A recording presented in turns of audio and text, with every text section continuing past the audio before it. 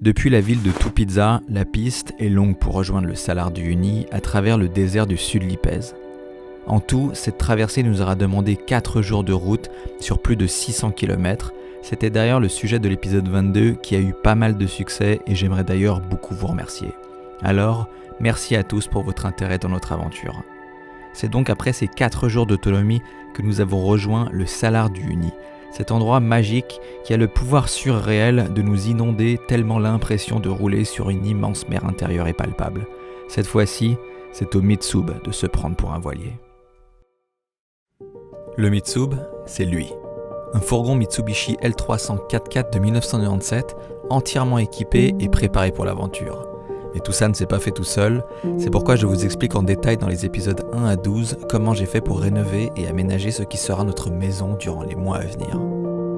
Si vous ne me connaissez pas, je m'appelle Seb alias le pigeon voyageur.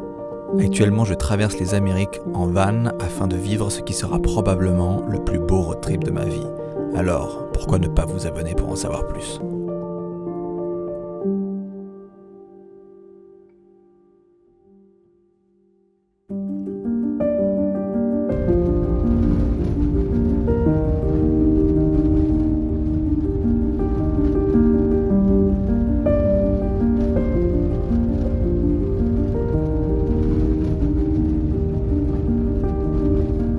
Située à 3650 mètres d'altitude, cette gigantesque étendue de sel s'étale sur une surface parfaitement plate de plus de 10 500 km², soit un quart de la taille de la Suisse.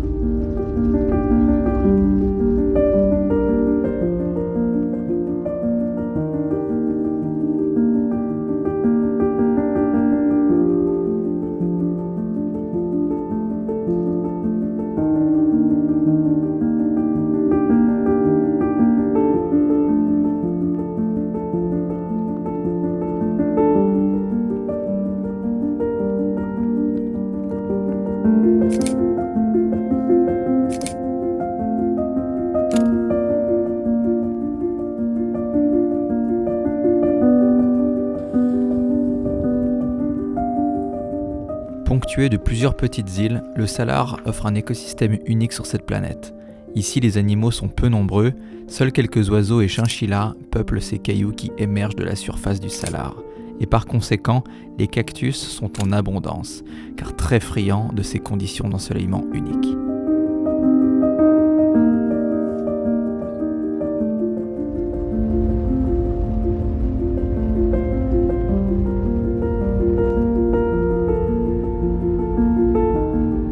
Naviguant d'île en île, le Mitsub ressent enfin la pleine liberté, celle que seuls les navigateurs peuvent expérimenter.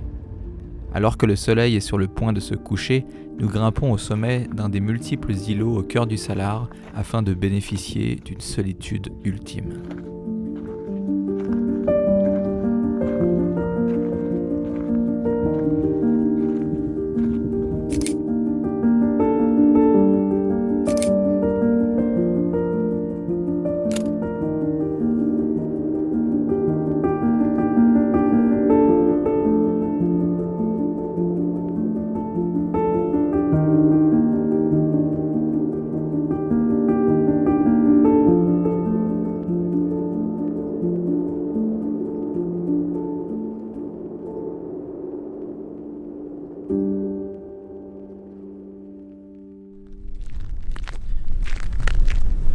Alors là, pour ce soir, on a décidé de se poser à côté de l'île des Poissons, qui est absolument extraordinaire, qui est beaucoup plus grande que l'île des Cactus, et surtout sur laquelle il n'y a absolument personne. Là, on voit, on est complètement seul, à des kilomètres à la ronde, et c'est extraordinaire. On a profité du coucher du soleil pour prendre un petit apéro. On va bientôt passer sur le côté est pour aller dormir afin de bénéficier du lever de soleil du lendemain. Alors, à demain. Le ciel se dégage peu à peu, alors la nuit étoilée s'annonce ce soir particulièrement étincelante.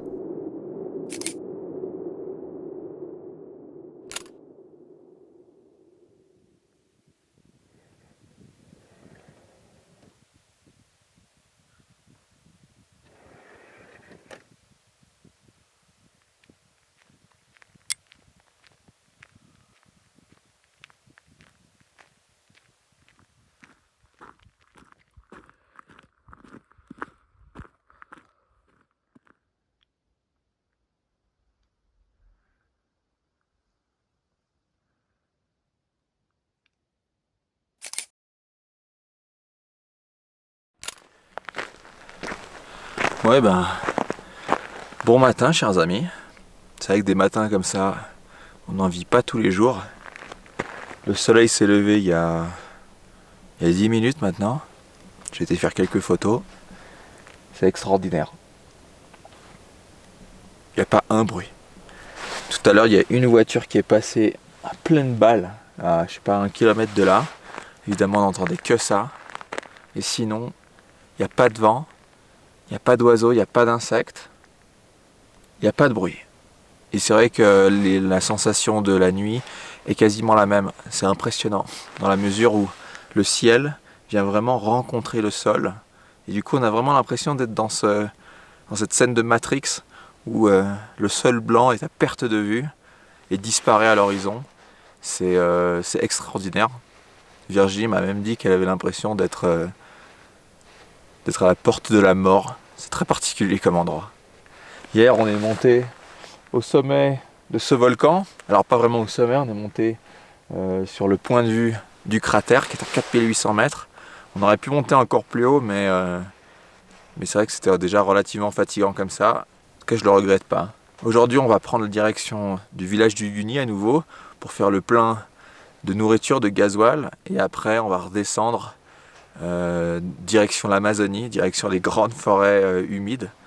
Ça va nous faire bizarre, je pense. Allez, c'est parti pour une belle journée.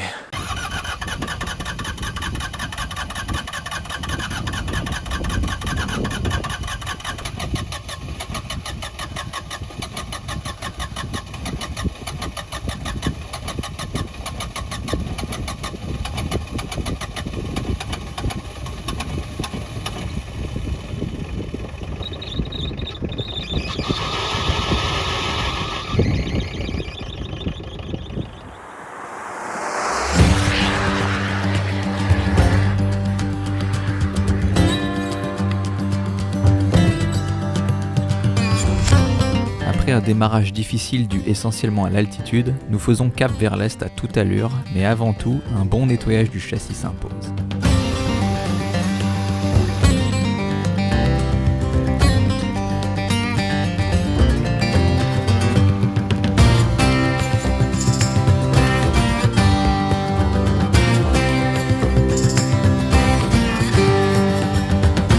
Arrivé à la porte de la ville minière de Potosi, une pénurie de gasoil paralyse la ville et une quantité impressionnante de camions barrent la route. Il est donc indispensable de se frayer un chemin au beau milieu de ce joyeux bordel.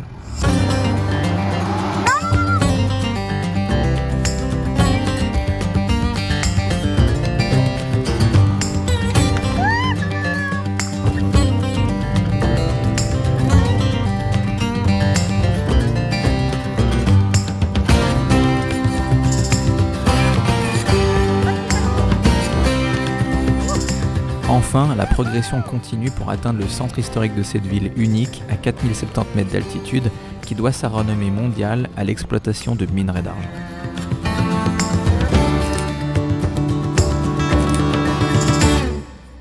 Dès le lendemain, la pénurie de carburant se fait à nouveau sentir, les stations essence sont prises d'assaut, alors nous n'avons pas le choix de nous adresser à des locaux qui s'improvisent pompistes.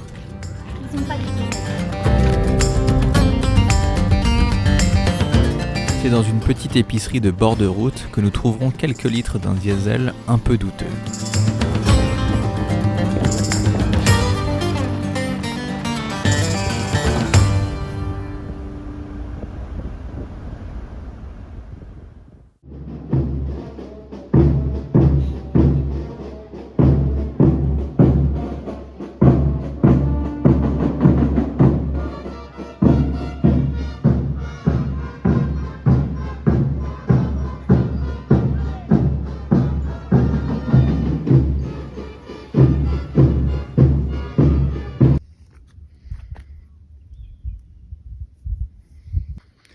Ouais, nuit un peu difficile au milieu de la brousse bolivienne. Il a fait quand même assez chaud. Du coup, pas évident de s'endormir. Et puis, surtout, il y a plein de petits trucs qui me piquent pendant la nuit, mais je sais pas ce que c'est. C'est pas évident pour dormir. Donc aujourd'hui, on a les Misiones à aller voir. On va déjà s'arrêter à San José de Chiquitos pour aller en voir une très très belle. Et puis après, on en a encore plusieurs le long de la route. La route, elle fonce vers le nord pour former une grande boucle avec Santa Cruz. Et bon, avant ça, on a encore des problèmes mécaniques à résoudre.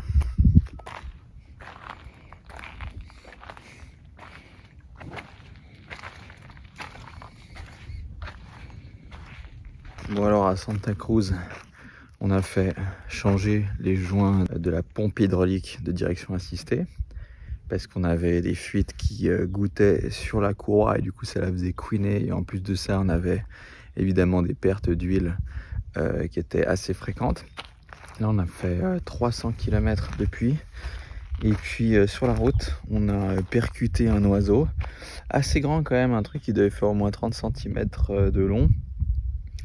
Et je soupçonne que c'est lui qui est responsable d'une nouvelle fuite qui est toujours liée à la pompe hydraulique. Donc là, comme on le voit, c'est complètement humide et ça pisse apparemment par là. C'est plein d'huile et puis ça goutte au sol. Donc là aujourd'hui, je crois que le circuit est ouvert, ce qui rend évidemment les manœuvres beaucoup plus dures. Voilà tout. Ayant trouvé un garage aussi douteux que le diesel avec lequel nous roulons, nous avons pu adapter une conduite hydraulique d'un pick-up quelconque pour nous dépanner. Cela fera l'affaire pour les prochaines centaines de kilomètres qui nous attendent.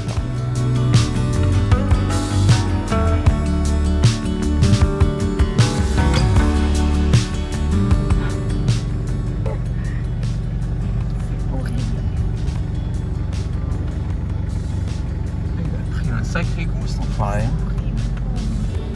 Moi je me baigne dans aucune rivière, je te préviens. Aucun marécage, aucune rivière. Déjà le mec il nous a dit qu'il y avait des piranhas là. Il nous avait pas dit qu'il y avait des putains de crocos. Situés au cœur du territoire de Chiquitos, les missions jésuites sont des édifices religieux fondés par la Compagnie de Jésus au début du XVIIIe siècle. Inspirés des cités idéales imaginées par les philosophes européens du XVIe, ces complexes regroupent des maisons, des ateliers et des écoles accolés à un lieu de culte grandiose qui sait allier l'architecture européenne avec les traditions locales, offrant un résultat unique au monde. Encore vivants, ces édifices sont aujourd'hui protégés par l'UNESCO et se comptent sur les doigts d'une seule main. Bon, ça recommence. J'ai encore mon frein à main qui merde. Ah, mais c'est dur. Voilà, donc il y a encore le câble qui a lâché. Heureusement, j'ai un autre câble comme ça, et puis je vais le gainer un peu plus cette fois, en espérant que ça me refasse pas le même coup. Alors au boulot.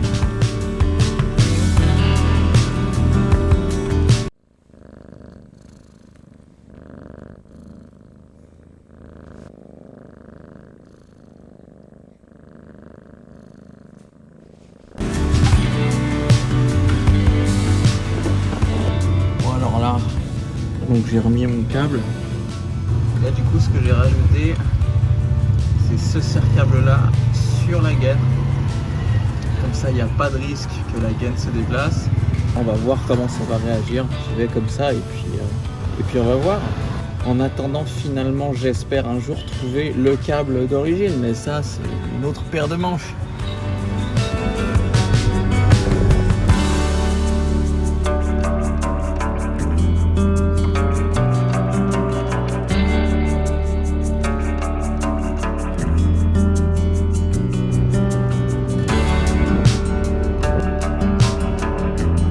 Très peu touristiques, ces monuments grandioses, tous aussi impressionnants les uns que les autres, sont, en dehors des heures de culte, parfaitement vides.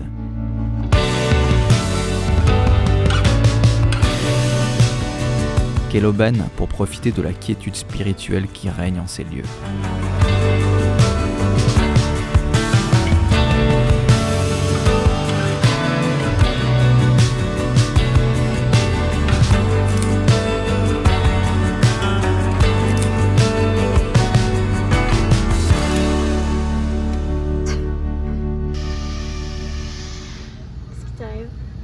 T'as vu le cum là-bas, il remplit un réservoir de 1000 litres.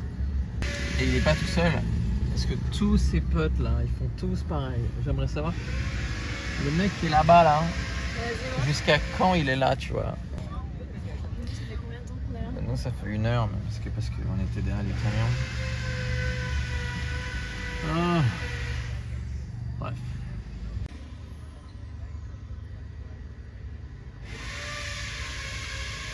Many unbearable hours later. Après une longue négociation, nous avons finalement réussi à remplir notre réservoir car je le rappelle, la majorité des stations a pour ordre de ne rien vendre aux étrangers.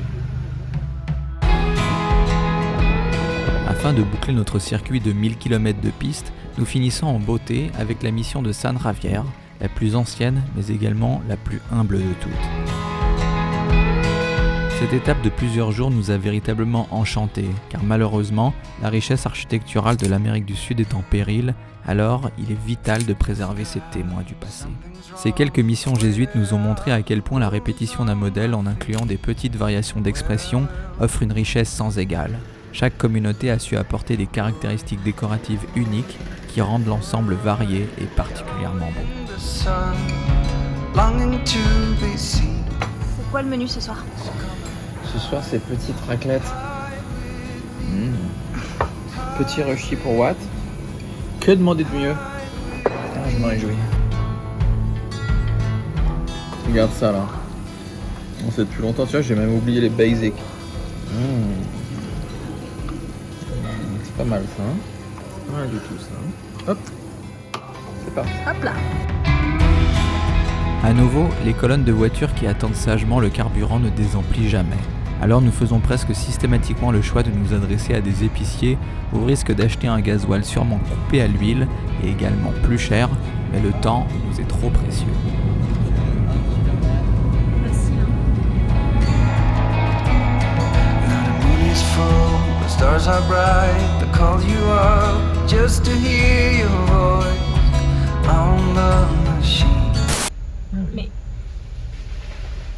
Mais sur la route.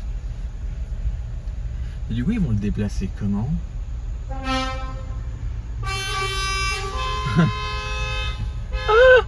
C'est pas possible.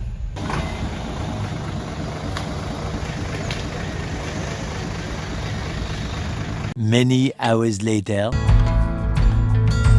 Nothing will be like it was, but you will always be my first choice, just as it seems.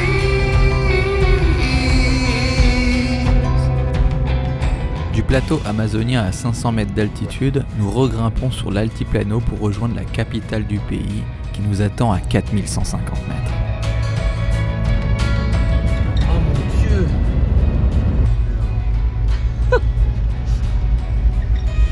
Regarde mec, il est trop stylé cette meuf. Je vais où? Je vais là-bas? Bah je crois qu'il faut que tu descendes là. Arrête.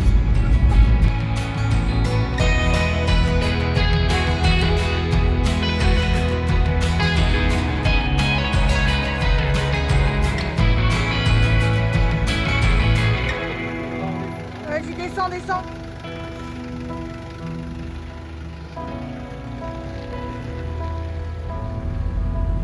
C'est dur hein.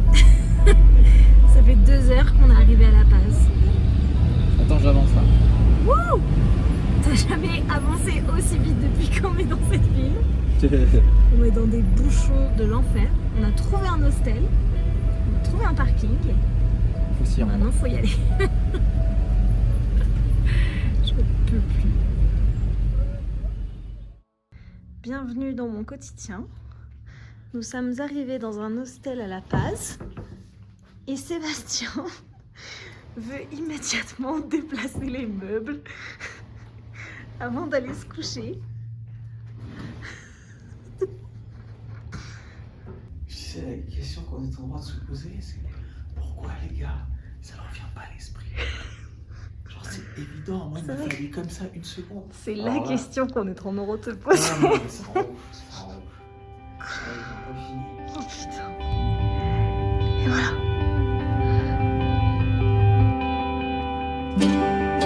La Paz est une ville extraordinaire, si possible à voir une fois dans sa vie. Attachée au versant d'un immense canyon, elle est une sorte de bidonville de briques et de tôle où les réglementations de sécurité ne respectent pas vraiment les standards occidentaux. Mais c'est une ville qui vit à toute allure et qui offre à celui qui y séjourne une expérience unique.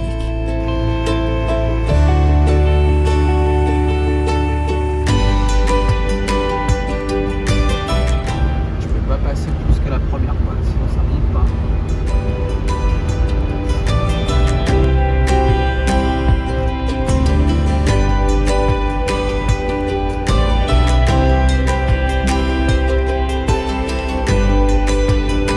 Toujours, le diesel est rare pour rejoindre le lac Titicaca, mais avec un peu de persévérance, nous parvenons à nous alimenter.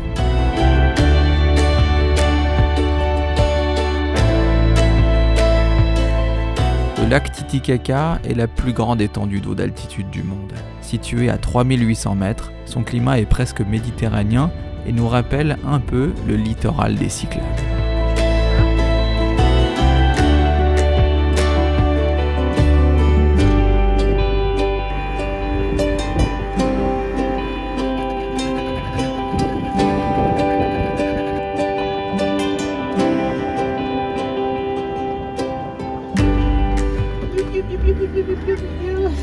Tu parles mouette?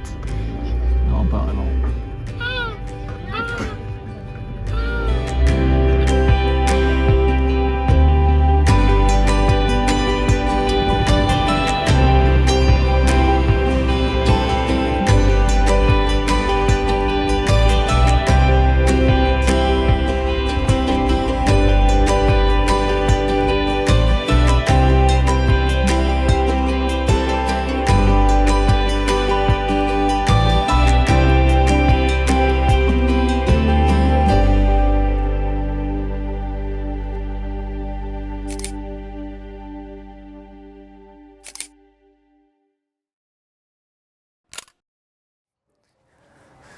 Alors comme vous pouvez assez facilement le constater, ce voyage est avant tout une expérience mécanique.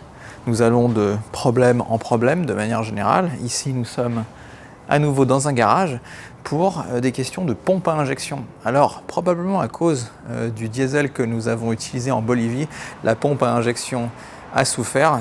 Il faut donc en faire une complète restauration et pour ça, c'est toujours mieux de s'adresser à des spécialistes. Bref, pour la suite de notre voyage, nous allons prendre la direction du parc national de Sajama, qui est à la frontière entre le Chili et la Bolivie.